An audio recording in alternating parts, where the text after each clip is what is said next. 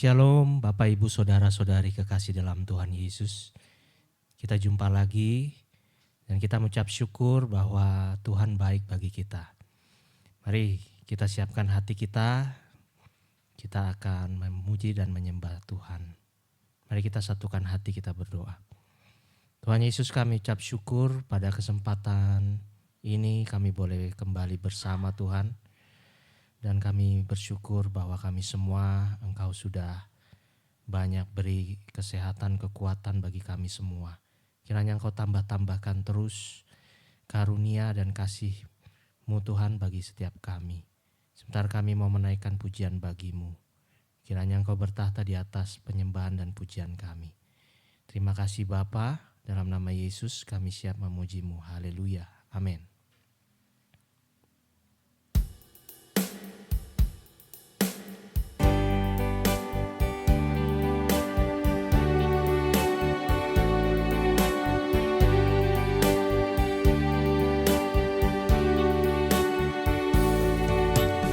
Tak usah ku takut, Allah menjagaku. Tak usah ku bimbang, Yesus peliharaku. Tak usah ku susah, Roh Kudus hiburku. Tak usah ku cemas, Dia memberkatiku. El Shaddai, El Shaddai, Allah Maha Kuasa. Dia besar, Dia besar, El Shaddai mulia. El Shaddai, El Shaddai, Allah Maha Kuasa. Berkat-Nya melimpah, El Shaddai.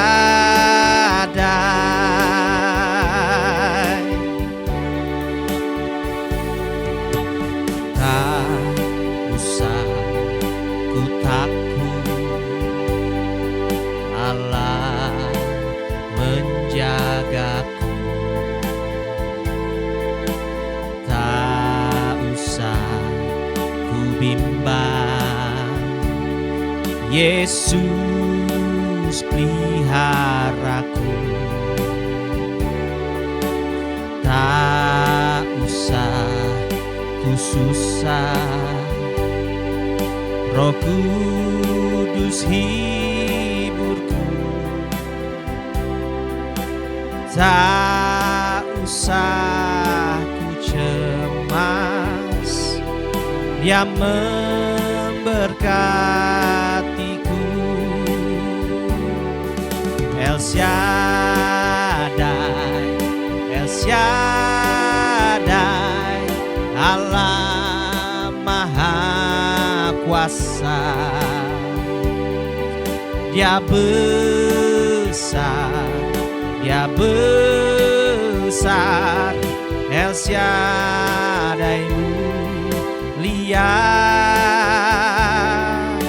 El Shaddai, El Shaddai, Allah Maha Kuasa. Berkat-Nya melimpah, El Shaddai, El Shaddai, El Shaddai, El Shaddai, Allah Maha Kuasa. Dia besar, besar, El Shaddai mulia, El Shaddai, El Shaddai, Allah Maha Kuasa. Berkat-Nya melimpah, El Shaddai, El Shaddai.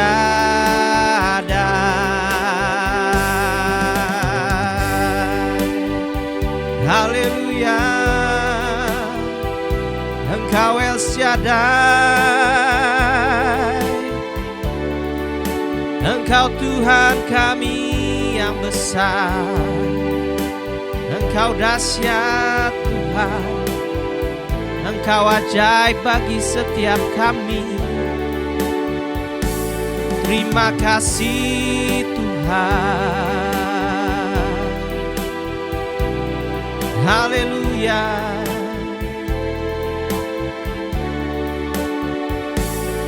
Terima kasih Tuhan. Haleluya.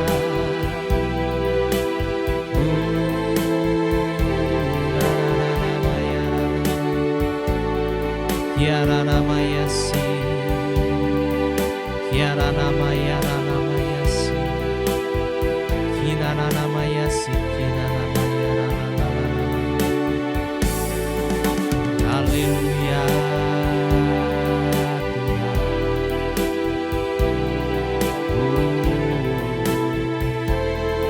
Engkau Allah kami yang baik, Kau Tuhan kami Yesus. Terima kasih, Kau baik Tuhan. Haleluya. Dengan segenap hati kami mau puji Engkau Tuhan. Terima kasih Yesus, terima kasih Yesus. Engkau baik bagi kami. Haleluya.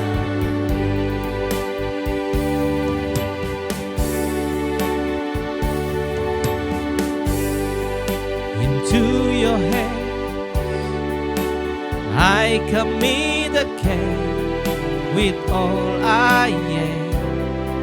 For you, Lord, you hold my world. Wherever you go, to tears and joy forever.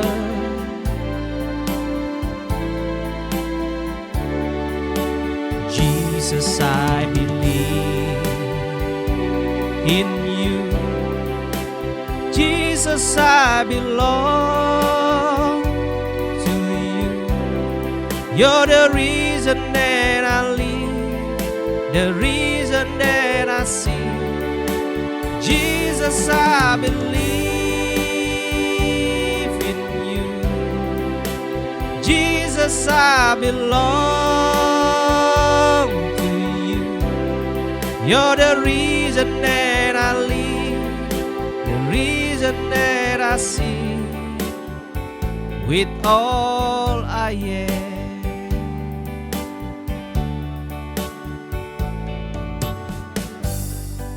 I walk with you wherever you go, to tears and joy. I follow you, and I will live wherever you go, to tears and joy forever.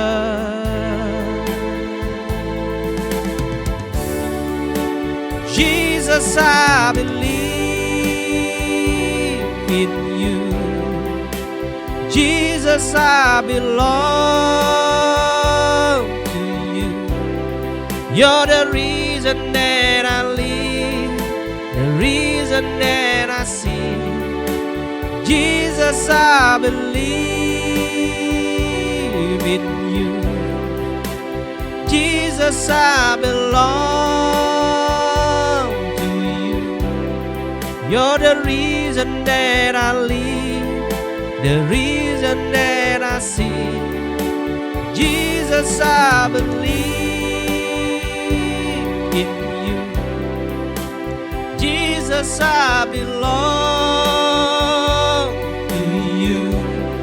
You're the reason that I live, the reason that I see. Jesus, I believe in you. Jesus, I belong to you. You're the reason that I live, the reason that I see. With all I am, you're the reason that I live, the reason that I see. With all I am.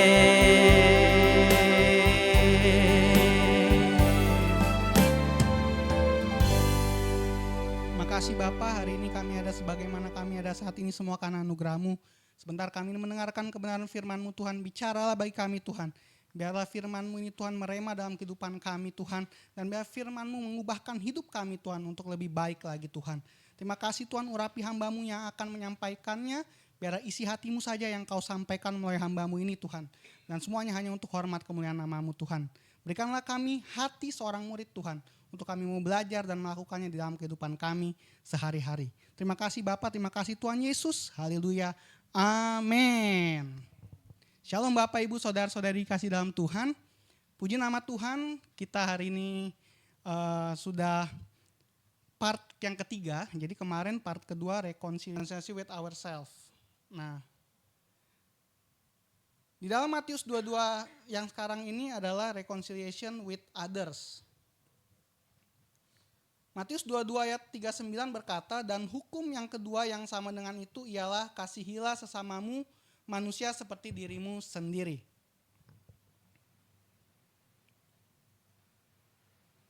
Nah, sudah menjadi perintah dan kehendak Tuhan yaitu untuk kita mengasihi orang lain atau sesama kita manusia yang seperti tadi ditulis dalam Matius 22 ayat 39.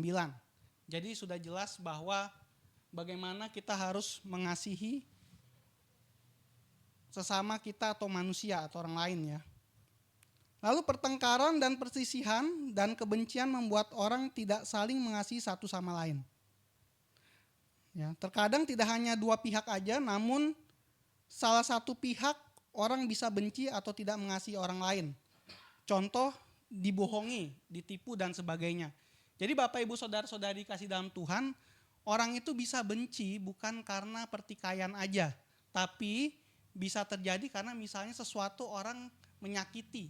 Ketika orang menyakiti orang lain itu, jadi misalnya kita nih disakiti orang lain. Nah, itu merupakan satu pihak. Nah, kadang-kadang pihak yang itu tidak merasa bersalah, tidak merasa apa, tapi ya diri kita sendiri yang harus kita perbaiki supaya kita tidak terjebak di dalam kebencian.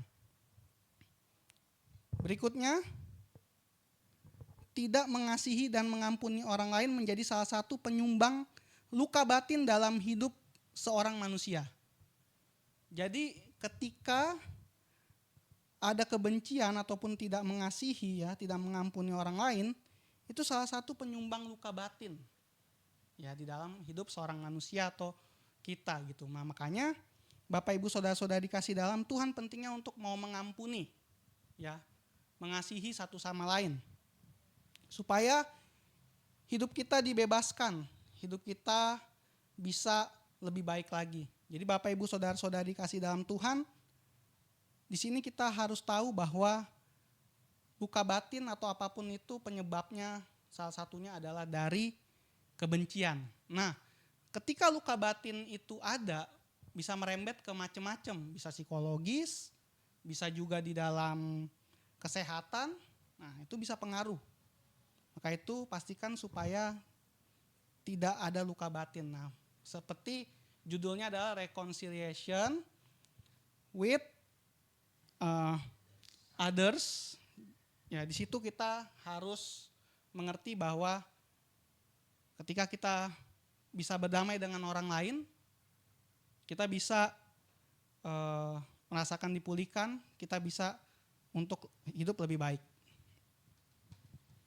Bagaimana cara agar kita bisa berdamai dengan orang lain atau sesama manusia? Yang pertama adalah tidak menuntut hak dan keadilan. Matius 18 ayat 22 sampai 35, ya, firman Tuhan saya bacakan.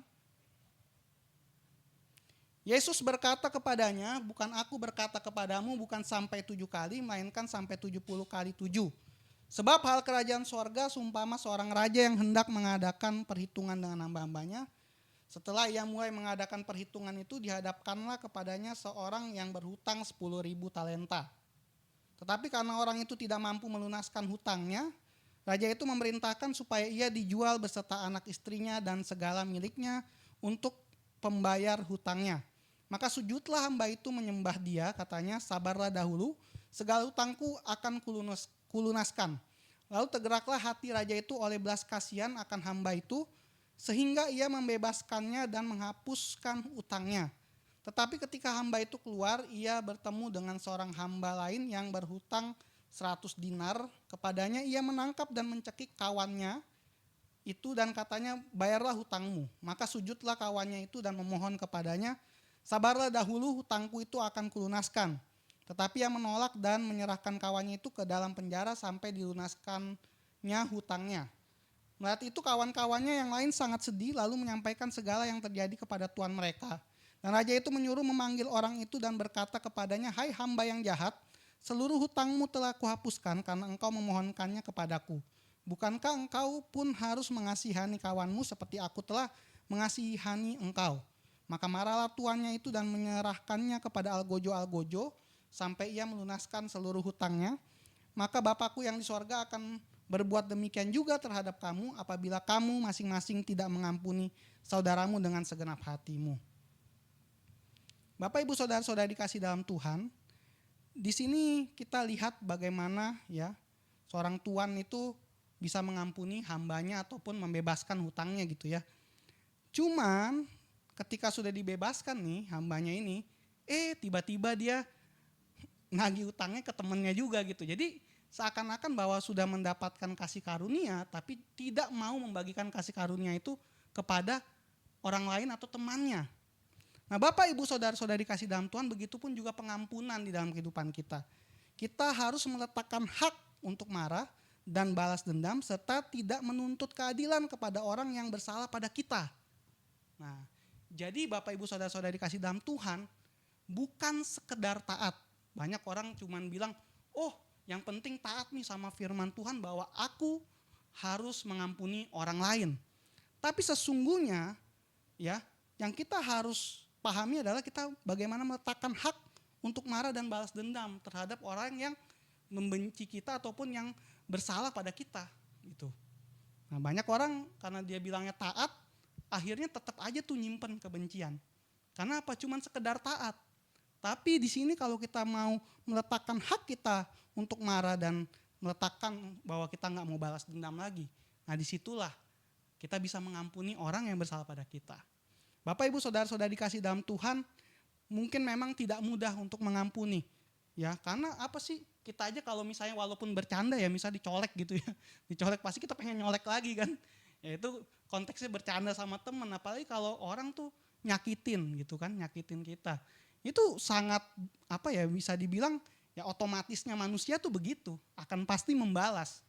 Tapi ketika kita mau meletakkan hak ya untuk kita nggak marah dan nggak balas dendam juga, di situ Tuhan yang akan memperhatikan kehidupan kita.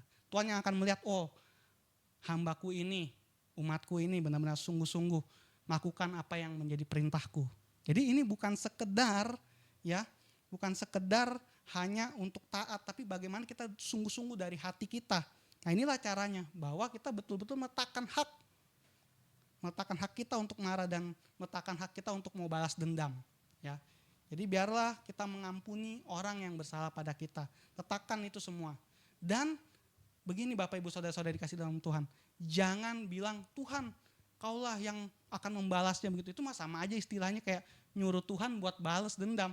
Itu mah sama aja kita masih sakit tapi bilangnya nyuruh Tuhan gitu. Nah, nggak perlu kayak gitu. Udah, pokoknya Tuhan aku ngampuni aja. Kalau kita udah bilang ngampuni, udah sungguh-sungguh kita letakkan hak itu, udah serahin aja sama Tuhan. Kita nggak usah ngingini dia kayak bagaimana atau bagaimana gitu ya. Kita netral aja, kita betul-betul bahwa kita udah ngampuni, nggak mau ingat-ingat lagi. Kalau itu sesuatu kesalahan atau apa, ya sudah, lain kali harus lebih baik. Bisa menghadapi orang bagaimana lebih baik lagi.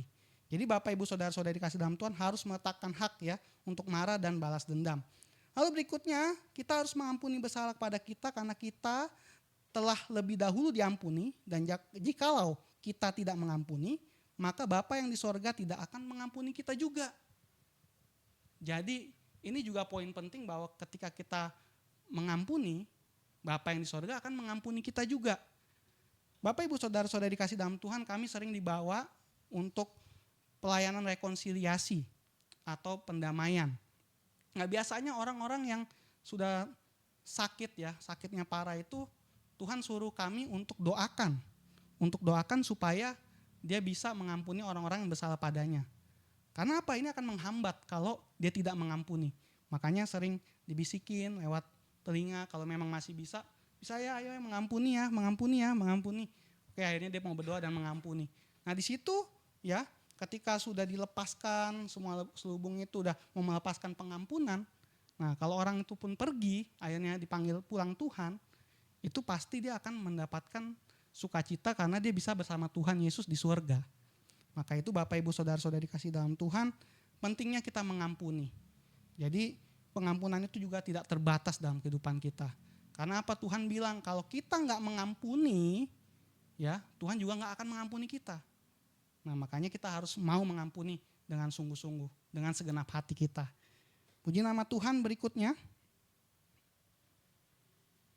yang kedua adalah harus bersabar.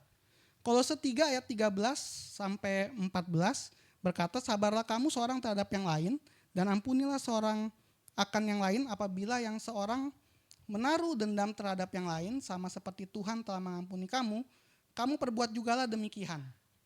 Dan di atas semuanya itu kenakanlah kasih sebagai pengikat yang mempersatukan dan menyempurnakan. Ya, poin yang pertama adalah kesabaran adalah salah satu dari bentuk kasih ya. Itu udah jelas, salah satu kasih adalah sabar, ya kan. Jadi sabar itu adalah bentuk dari kasih. Dan di dalam buah roh juga adalah kesabaran. Ada. Jadi memang kita harus sabar. Kenapa? Setiap manusia itu ada pasang surut dan konsisten dan inkonsistennya. Ya, tidak ada manusia yang sempurna, maka itu kita harus sabar terhadap orang lain, khususnya orang terdekat kita. Nah, ini penting Bapak Ibu Saudara-saudari dikasih dalam Tuhan. Manusia sekonsisten apapun pasti ada inkonsistennya. Ya. Jadi kadang-kadang kalau misalnya kita lihat nih orang lebih semangat, kadang-kadang dia bisa lesu. Mungkin dia tertimpa sedih ataupun ada pergumulan sesuatu yang berat sekali, itu bisa aja dia jadi berubah gitu. Jadi makanya itu kita harus sabar. Nah, memang ada beberapa tuh orang yang mungkin hatinya kurang baik ya, memang ada yang mungkin tabiatnya seperti itu, tapi itu perlu pemulihan. Ya, tapi ada orang yang sebenarnya sungguh-sungguh bagus gitu ya, tapi dia memang kadang-kadang ada masalah sesuatu yang akhirnya bikin dia inkonsisten. Jadi disinilah kita harus sabar gitu. Kita harus sabar ya. Contoh misalnya mungkin dalam pelayanan kita lihat nih, oh orang bagus ya, tapi kok tiba-tiba lagi melempem nih dia. Setelah ditanya-tanya, ternyata emang banyak masalahnya. Bisa aja seperti itu. Jadi memang harus sabar, harus dikasih tahu. Mungkin di dalam pekerjaan ya ada yang mungkin kinerjanya mulai turun atau bagaimana, ditanya dulu bagaimana. Tapi kalau memang dia sudah mulai itu ya kita memang harus evaluasi. Tapi disinilah yang kita harus katakan bahwa harus bersabar. Apalagi orang yang di sekitar kita ataupun misalnya keluarga ya. Keluarga ini penting. Jadi kalau keluarga kita memang harus sabar, kita lihat gitu. Oh dia kenapa nih? Kita tanyain kan, oh ternyata lagi ada masalah di sekolahnya. Misalnya anak kita bilang, oh kenapa? Oh dia lagi masalah di sekolah, ternyata lagi mungkin dapat bullying kah atau apa. Misalnya ada saudara kita mungkin masalah di pekerjaannya gitu. Kadang-kadang jadi berubah gitu ya. Nah, tapi di sini ya kita harus sabar. Bagaimana kita mau terus untuk mengampuni. Kadang-kadang perbuatannya jadi tidak baik gitu. Ya paling itu sementara aja, tapi pasti balik lagi untuk jadi baik. Maka itu Bapak Ibu Saudara-saudari kasih dalam Tuhan, percayalah bahwa ketika ada sesuatu ataupun mungkin ya ada orang-orang di sekitarmu, khususnya orang-orang terdekat yang memang kok tiba-tiba berubah, bersabarlah. Mungkin suami atau istri gitu ya, tiba-tiba kok agak berubah nih, bagaimana ya. Tapi tenang, harus bersabar. Kalau satu lagi naik, satu harus bersabar. Nah, begitupun juga misalnya di pertemanan, persaudaraan juga, misalnya satu lagi naik, satu harus sabar gitu ya. Sehingga tidak mengambil keputusan yang salah. Nah, banyak misalnya kalau suami istri bilang, lagi gak sabar kan, kok kamu kok begitu gitu-gitu, lah kamu begini gini. Akhirnya bilangnya apa, udahlah cerai aja lah, gini aja lah. Nah, kadang-kadang gak sabar, maksudnya diem dulu gitu ya. Atau mungkin di dalam persaudaraan, udah putus hubungan aja. Wih, udah kayak ini aja. Kayak iklan aja, putus hubungan dengan nyamuk. Kalau ini putus hubungan dengan itu, jangan dong ya. Persaudaranya tetap bersaudara dong. Jadi Bapak Ibu Saudara-saudari kasih dalam Tuhan harus tetap bersabar ya. Lalu berikutnya, di dalam hubungan antara manusia sangat mungkin ada gesekan. Seperti dalam Amsal 3 ayat 13-14. Karena manusia masih punya ego, emosi, dan keinginan. Maka dari itu kita harus tenang dan sabar dalam mengambil keputusan. Ya, Bapak Ibu Saudara-saudari kasih dalam Tuhan, manusia itu punya ego, emosi, dan keinginan. Makanya itu seringkali membuat gesekan satu sama lain. Mungkin biasa di organisasi ini paling sering gitu ya. Ada gesekan. Karena memang ada ego, ada emosi, ada keinginan. Di keluarga pun, di dalam suami istri, antara orang tua dan anak juga sering terjadi. Tapi percayalah gesekan itu terkadang membuat kita lebih baik. Ya. Seperti misalnya waktu itu saya mengikuti sebuah program. Jadi bagaimana kami itu dididik untuk bisa taat akan otoritas. Karena ternyata masalah terbesar di dunia ini adalah masalah otoritas ya. Nah, jadi ketika di situ saya dididik untuk bagaimana menjadi hamba Tuhan yang humble. Ya adalah program untuk semi militer gitu ya. Di situ kadang-kadang kalau secara manusia ini apaan sih? Kok kayak semi militer gini, nggak jelas. Tapi setelah dikasih tahu ada firmannya apa semua, jadi ngerti gitu bahwa ini lagi membentuk karakter untuk jadi lebih baik gitu. Nah, ketika saya selesai mengikuti itu, saya jadi paham. Oh iya, ternyata ketika dipraktekkan di dalam kehidupan sehari-hari bagus gitu. Baik dalam pelayanan pun juga jadi lebih bagus. Karena paham akan karakter yang bagus gitu. Taat akan otorita yang ada. Jadi di sini Bapak Ibu Saudara-saudari kasih dalam Tuhan, ego kita, emosi kita, keinginan yang mungkin di luar kehendak Tuhan harus kita patahkan. Kita harus tetap sabar. Karena proses itu akan membuat kita jauh lebih baik. Kalau hari ini mungkin sedang dalam masalah yang berat, percayalah suatu kali akan berkemenangan dan kita bisa menceritakan bahwa bagaimana Tuhan menolong kehidupan kita. Jadi Bapak Ibu Saudara-saudari kasih dalam Tuhan, tetaplah bersabar ketika kita lihat ada orang yang mungkin menyebalkan bagi kita harus tetap sabar. Karena bisa aja orang itu nanti akan berubah untuk menjadi lebih baik. Berikutnya, yang ketiga adalah menjaga hubungan.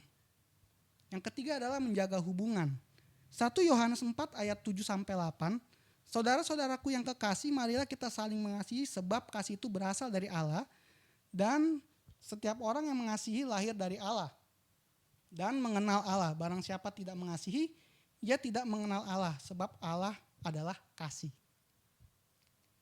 1 Korintus 15 ayat 33, janganlah kamu sesat, pergaulan yang buruk merusak kebiasaan yang baik. Nah, firman Tuhan menjaga hubungan gimana sih maksudnya? Ya. Sebagai seorang manusia kita harus saling mengasihi dan berbuat baik kepada orang lain. Kita harus bisa mengidentifikasi mana orang yang sudah dan belum dipulihkan. agar kita tidak terkena toksik dan bukanlah membenci, tapi kita harus memilih orang yang tepat dalam pergaulan kita. Nah, seberapa banyak ya Bapak Ibu Saudara-saudari kasih dalam Tuhan, maksudnya tuh orang baik. Ya deketin gitu ya supaya bisa bertobat, bisa itu. Tau-taunya terkena toksik. Tau-taunya malah terjebak pergaulannya atau mungkin juga jadi pikirannya jadi kacau. Nah, karena ada orang memang yang perlu dipulihkan dulu. Gitu. Perlu dipulihkan dulu. Jadi kita tuh jangan bergaul. Kalau bergaul tuh kan intens gitu kan, deket gitu, deket gitu. Nah, jangan kita deket dulu, tapi bagaimana diajak untuk dipulihkan atau bersama-sama bareng-bareng dengan banyak orang supaya dipulihkan. Nah, suatu kali saya mendengar nih ya, ada orang mau pelayanan di sebuah diskotik atau sebuah tempat-tempat klub begitu ya. Bukannya dia bisa membawa jiwa yang dari sana untuk ke gereja atau ke beribadah gitu, bertobat, dianya malah terjelembab. Waduh. Maka ini Bapak Ibu Saudara-saudari kasih dalam Tuhan, ya. Mungkin kita sering bermaksud baik, tapi kita harus mengidentifikasi dulu supaya kita jangan terjerembab atau masuk ke dalam hal tersebut. Ya. Bukan kita benci, bukan, tapi kita harus hati-hati. Ya. Kita udah tahu nih misalnya ada lubang, hati-hati lubang. Jalan aja, kita nggak bawa kayu buat nyebrang, kita jalan aja, jatuh. Nah, inilah Bapak Ibu Saudara-saudari kasih dalam Tuhan, kita harus mengerti bahwa memang kita bagaimana supaya tidak terjebak di dalam jebakan iblis ataupun jangan sampai kita terjebak dalam hal yang tidak baik padahal maksudnya untuk mengasihi. Jadi kita identifikasi dulu apakah perlu dipulihkan. Kalau perlu dipulihkan ya dipulihkan dulu baru kita bergaul. Jangan kita mau asik mau bergaul taunya terjerembab atau jatuh di dalam pencobaan. Jikalau kita sedang berseteru, khususnya yang terdekat kita, maka kita harus memperbaiki hubungan kita. Nah, biasanya di suami istri kan, misalnya memperbaiki hubungan, misalnya ada berantem nih satu sama lain gitu ya, suami dan istri. Biasanya apa kata-kata yang misalnya udah saking emosi apa? Cerai. Bapak Ibu Saudara-saudari dikasih dalam Tuhan, saya sebagai hamba Tuhan mau bicara bahwa itu tidak boleh. Karena apa yang dipersatukan oleh Tuhan tidak boleh diceraikan oleh manusia. Bapak Ibu Saudara-saudari dikasih dalam Tuhan, selama belasan tahun saya ikut menjadi tim konselor dan di dalam pelayanan, saya melihat tidak ada satupun ya orang yang bercerai itu bahagia. Walaupun terlihatnya kuat gitu. Tapi sebenarnya enggak gitu. Mungkin rasa bahagia yang biasa aja, bukan bahagia yang dari Tuhan. Tapi lihat juga anak-anaknya kadang-kadang jadi terpengaruh juga loh. Jadi Bapak Ibu Saudara-saudari dikasih dalam Tuhan, ketika ada masalah, fix it, perbaiki. Ya.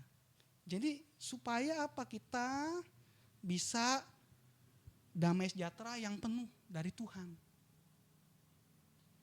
Mungkin saudara bersaudara gitu. Fix it, perbaiki, ya. Jangan akhirnya malah terjebak untuk saling menyakiti, karena ini bahaya, ya.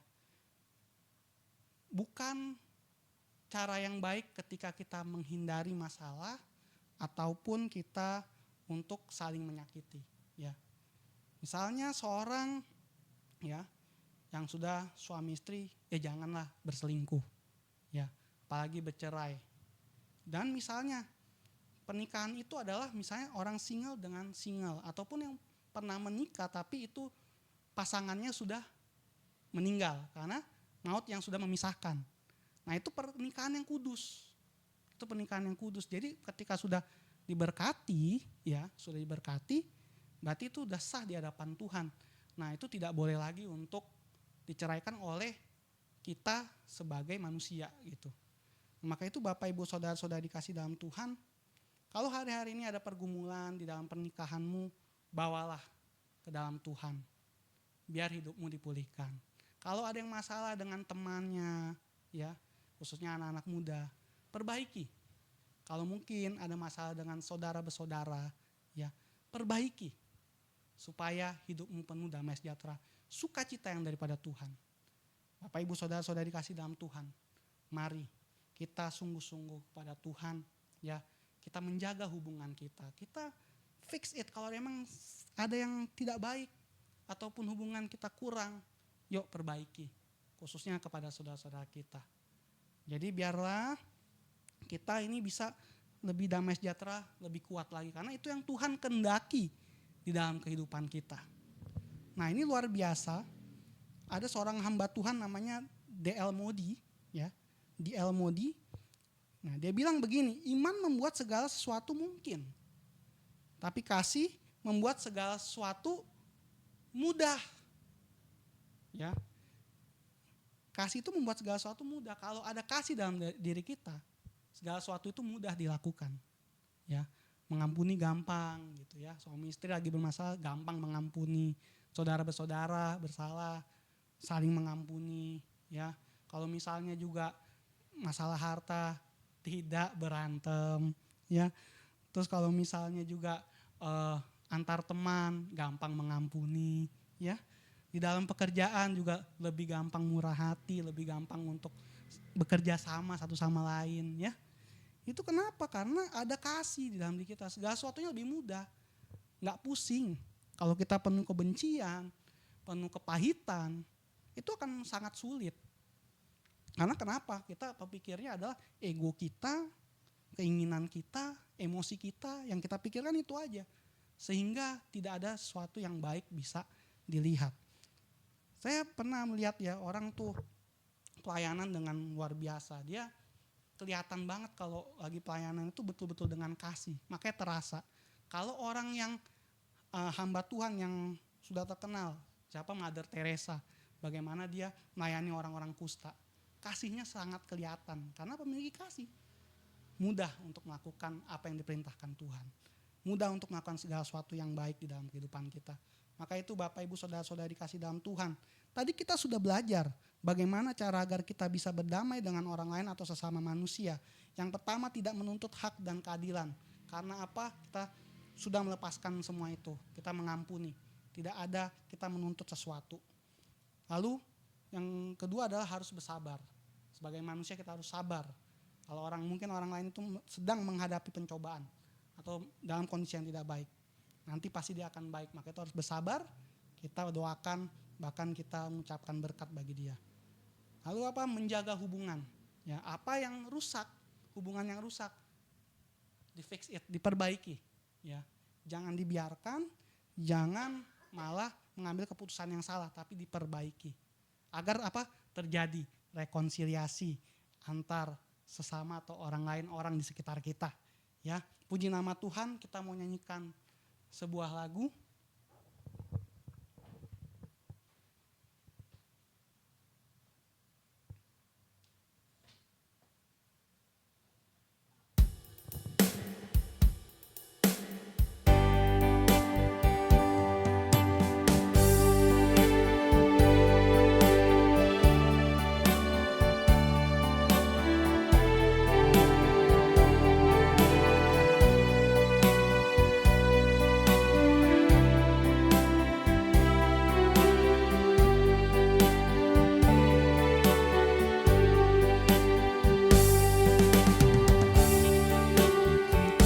Mati dan tinggalkan cara hidupku yang lama.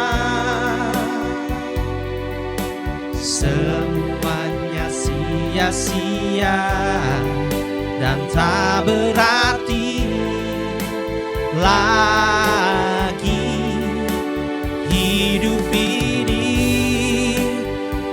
Letakkan pada mezbah-Mu ya Tuhan. Jadilah padaku seperti yang Kau ingini. Ku telah mati dan tinggalkan cara hidupku yang lama. semuanya sia-sia dan tak berarti lagi. Hidup ini ku letakkan pada mezbah-Mu ya Tuhan. Jadilah padaku seperti yang Kau ingini. Jadilah padaku seperti yang Kau ingini. Jadilah padaku seperti yang Kau ingini.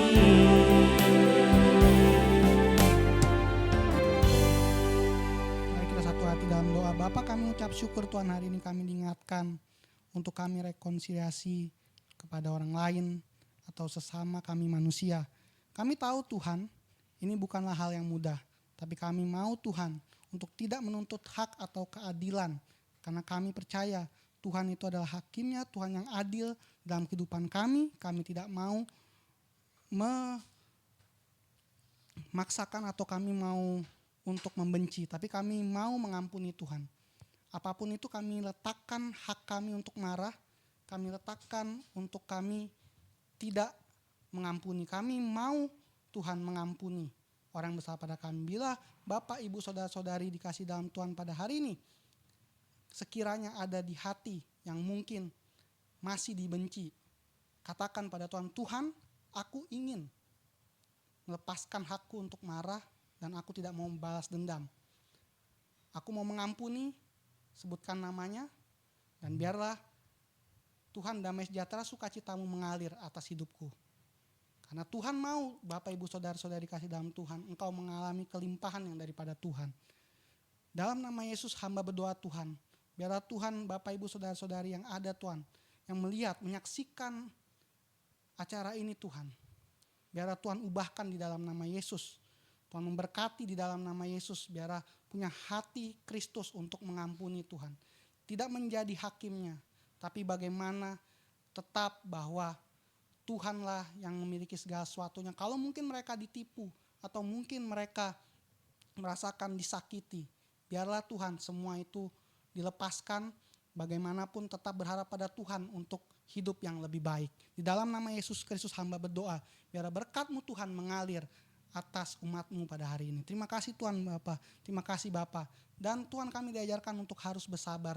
Biar Tuhan kami terus bersabar karena kami tahu Tuhan, setiap orang mengalami musim kehidupannya Tuhan. Dan kami mau bersabar Tuhan bagi orang-orang di sekitar kami. Dan kami mau menjaga hubungan Tuhan supaya kami tidak terjatuh di dalam pencobaan Tuhan. Dan kami ingin memperbaiki jika ada hubungan kami yang patah Tuhan. Hamba ingin berdoa Tuhan untuk umat-Mu pada hari ini Tuhan. Kalau mereka mungkin ada di dalam masa saling membenci terhadap orang di sekitarnya. Atau mungkin hanya satu pihak mereka membenci orang yang telah mungkin bersalah kepada mereka. Di dalam nama Yesus hamba patahkan, hancurkan di dalam nama Yesus Kristus. Biarlah Tuhan kuasa-Mu mengalir atas mereka Tuhan. Biarlah mereka mau mengampuni setiap orang bersalah pada mereka. Terima kasih Tuhan Yesus, terima kasih Bapa. Tutup bungkus kami dengan kuasa darah-Mu Tuhan. Biarlah Tuhan firman-Mu Tuhan terus merema dalam kehidupan kami. Ada di pikiran, di hati kami dan kami lakukan dalam kehidupan kami sehari-hari. Terima kasih Bapa, terima kasih Tuhan Yesus. Haleluya. Amin.